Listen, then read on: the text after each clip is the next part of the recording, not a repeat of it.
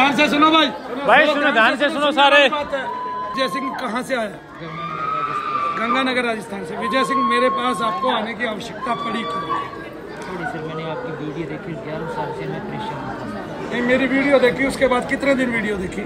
Video में पहले रोज ही देखता। अरे इतनी सारे हिंदुस्तान में वीडियो है, कोई माता आ रही है, किसी में पिताजी आ रहे हैं, किसी में बाबा जी आ रहे हैं, किसी में कोई आ रहा है। यहाँ तो मनो भैया जी थे। पूरा विश्वास हो गया वीडियो देखते ही। फिर मैंने परिवार की मुझसे लड़के को लेकर दिल्ली दाम था, तब 2 बार वहाँ पे। अच्छा, फिर पहली बार आया था, बताया कि कंप्लीट चक्कर में तो रेट कितना। अच्छा, फिर उन्होंने बोला 300 रुपये बाद आपको मोबाइल मिल जाएगा। तीसरी बार आया हूँ तो सर अब मेरे को काफ़ी फायदा। आप तीसरी बार आए, लेकिन आपने क्या डॉक्टरों को दिखाया? आपको कितना फायदा, कितना एवरेज में मानते हैं? डॉक्टर सर 11 साल से 11 साल तक कौन कौन से हॉस्पिटल में आपने दिखाया? मैंने सर 19 डॉक्टर देखे मैंने गंगानगर के अंदर 19 डॉक्टर माइग्रेन के, उनको सबको दिखाया? सबको दिखा। कोई भी पास हुआ?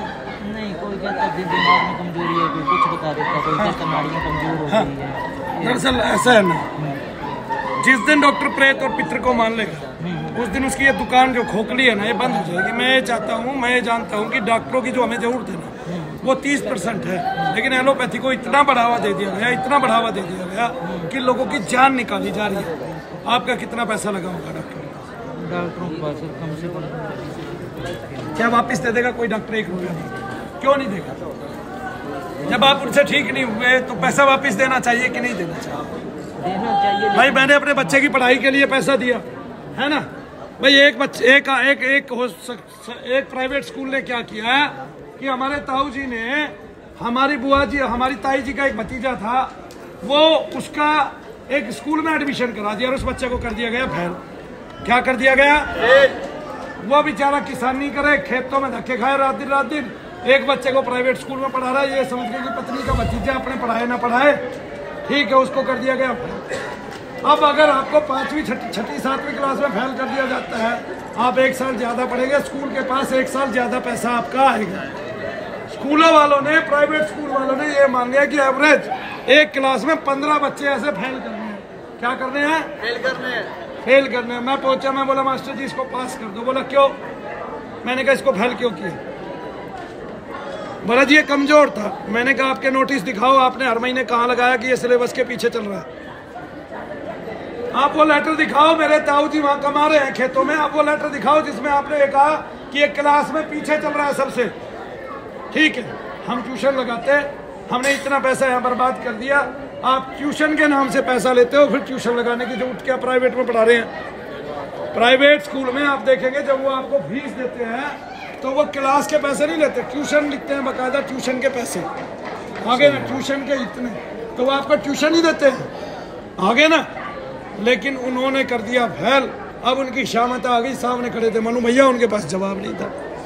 मैंने कहा इसको पास करो बहुत जल्दी, जितनी जल्दी हो सकता है, वरना तुम्हारा मामला गर्मा गया, समझ लो तुम। बोला ऐसा कैसे बोल रहे हो आप? मैंने कहा क्यों नहीं बोलेंगे, एक आदमी मर के पैसा कमा रहा है। मैंने कहा मेरा ताऊ बहुत बुरा है, सुन लो मेरी बात। उसके हाथ में एक संटी होगी या ट्रैक्टर होगा, अपने ट्रैक्टर से पहले तो आपका ऑफिस ही तोड़ देगा सीधा, फिर कुछ होता रहो। मैंने कहा वो तो खुमकार है, उसको तो रोक के आया, हम अंदर बंद करके आए। कितनी जल्दी आप इस पे नंबर रिपोर्ट कार्ड दूसरा बना के नंबर साइन करके दे सकते हो, दे दो, वरना हम मारे गए। ठीक है, चित हो, ठीक है। एक तो आपने ये कर दिया कि उसकी अभी 2 साल आपके यहाँ और फीस आनी थी, और आपकी जो होशियारी है ना कि 15% स्टूडेंट को फेल कर दो ताकि तुम्हें उनकी 1-1 साल की और फीस फालतू मिले और तुम्हारे स्कूल में एवरेज बच्चे रहे ही। अरे इतनी गुंडागर्दी है ना स्कूल वालों की, चिकित्सा और शिक्षा की इतनी बेवकूफी है ना, ऐसा सरकार कभी नहीं आती जीवन में जिसका अपनी चिकित्सा पे और शिक्षा पे नियंत्रण नहीं है। वो धेले की, एक पैसे की, एक आने की कोई सरकार नहीं है। 2 चीज, चिकित्सा और शिक्षा लोगों को सबसे जरूरी है। अच्छी शिक्षा होगी तो कोई बदमाश भी ना बनेगा, अच्छी चिकित्सा होगी तो लोग ठीक रहेंगे, उन्मुक्त रहेंगे, उनके मन चंगे रहेंगे, वो आनंद में भरे रहेंगे। लेकिन ना तो चिकित्सा अच्छी, ना शिक्षा अच्छी। आप किसी भी चिकित्सालय में, हॉस्पिटल में चले जाओ, एक सिर दर्द के लिए इस भाई ने 20 लाख रुपए खो दिए। बोल भाई यहाँ के सामान्य आदमी के लिए 20 लाख कितने जरूरी होते हैं बताओ? एक आदमी की 20,000 रुपए तनख्वाह है, 10,000 रुपये का उसका महीने का खर्चा, उसको 10 महीने 10,000 रुपये एक साल में, एक महीने में बच रहे हैं, तब उसके पास 20 लाख कितने साल में जुड़ते हैं बताना जरा मेरे को। 20 साल ही लोगे। 20 साल में जुड़ेंगे, उसके बच्चे भी हैं, वो भी पढ़ेंगे, दवाई भी है। कहाँ पालेंगे ये मिनिस्टर? ये अपने आप को पाल सकते हैं, तुम्हें नहीं कदापि पाल सकते। रही सही बात, तुम्हारे घर में बेवड़ों के लिए उन्होंने दारू बना दिया, वो दारू पिएंगे और सरकार टैक्स लेगी। जो बचेगा वो सब कर्जे में, हर साल तुम्हारी जमीनें बिकती चली जाएंगी। एक टाइम ऐसा आएगा कि आप बिल्कुल खत्म हो जाओगे, कुछ नहीं मिलेगा तुम्हें, कुछ भी। तुम यहीं के यहीं रगड़े रहोगे, कोई तुम्हारा नहीं है। मैं लिख के देता हूँ।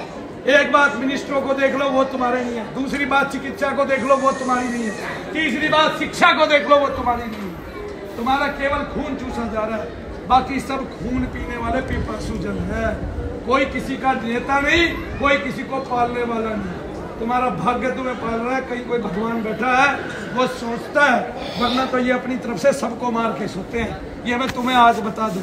तुम गा लो कितने नेताओं के गुण गाओगे, ये किसी काम के नहीं, केवल वोट लेने आते रहते हैं।